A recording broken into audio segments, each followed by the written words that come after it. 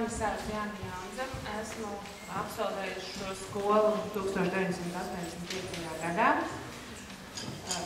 Ja nemaldos, bija fizikas un matemātikas klase pie slavena pedagoga Endels. Mana profesijas izvēle arhitektūra bija saistīta ar zināmā mērā ar ģimeni, kurā es dzīvoju, jo mans tēvs sagatavoja arhitektas zīmēšanas iestāju eksāmeniem, un tā es neko darīju, 3 gadus tur mācoties, arī pieņēmu šo lēmumu. Pēc augstskolas beigšanas sākās juku laiki un nebija vairs norīkojums dažādiem kolhoziem, un bija tāds līdzīgs laiks, kā viņš ir tagad.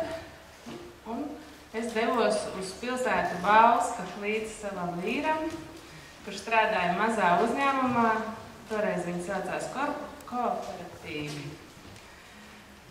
kas tagad ir Sijā. Bet tā kā daudz darba nebija, tad es kādu laiku strādāju Bauskas bērnu mākslas skolā. Un tad arī man ir tāds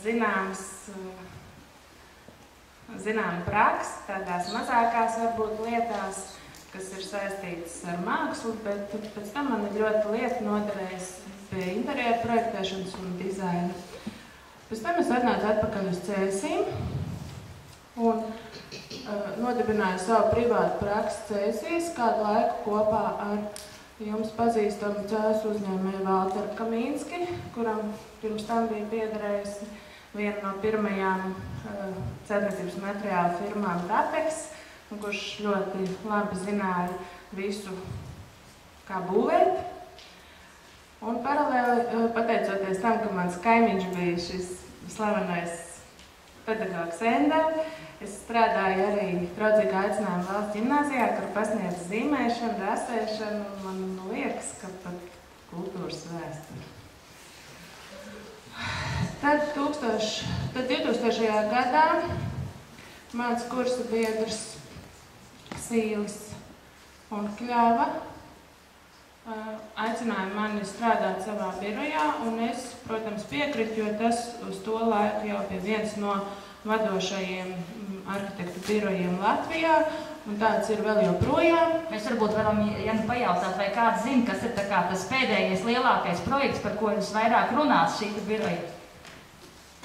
Kurš to zina? Nu? Kas? Jā, tieši tā jūs pilnīgi pareizi pateicāt. Tas ir 2006. gadā vinnēts viens no spēcīgākajiem starptautiskajiem projektiem Latvijā, tātad Rīgas akustiskā koncerta zāle. Ja jūs gribat ņemstīt internetā, tad www.Sīlis-Zābers pirmie burti szk.lv. Ja būtu šeit internets pieejams, tad mēs jums parādītu un varētu vienu pakomentēt, bet internets šeit nav pieejams. Es nezinu, vai jūs redzat, jā, bet es... Tad šī ir manas 8 gadu darba vietas mājaslapa, kurā ir visi projekti ar ļoti skaistām fotogrāfijām, vizualizācijām un arī visiem tehniskajiem parametriem, ko var aplūkot. Nu, un tad pēc dažādiem notikumiem manā dzīvē es 3 gadus neesmu aktīva šī biroja arhitekts, jo man ir mazs bērniņš, bet tajā laikā es nodibināju kopā ar savu kolēģi Eviju Sīli dizaina uzņēmumu, kas saucās Inš 1967, un mēs nodarbojamies ar varētu teikt, ka interjeru priekšmetu radīšanu tādā šaurā nozarē kā mājas tekstils, jo tajā brīdī, kad mēs sākām arī iekārtot mūsu projektētos interjerus, kāda bija pasūtītāja vēlme, mēs nonācām pie secinājuma, ka šis ir tāds neapgūts lauciņš Latvijā, un mēs ar lielu prieku tam ķerāmies klāt. Tagad, protams, pie ekonomiskās situācijas ir stipri jāpārdomā, vai tas ir to vērts.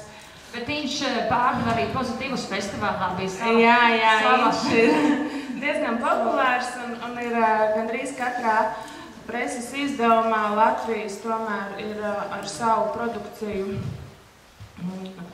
krāsaināks padara izdevumus, un mēs labprāt arī piedalāmies un tā. Un neskatoties uz to, man ir privāta praksa arhitektūrā un interjera dizainā, un tas ir, varbūt nav sabiedriskās celtnes ar lieliem konkursiem, bet tās ir privāta mājas ar privātajiem klientiem. Par ko mēs varam pēc tam parunāt, kad nonāksim līdz interjera dizains, jo tā nav tik daudz kā arhitektūra, kā tā ir pārbūve vai, kā saka, rekonstrukcija ar interjeru izveidi. Paldies, Iena!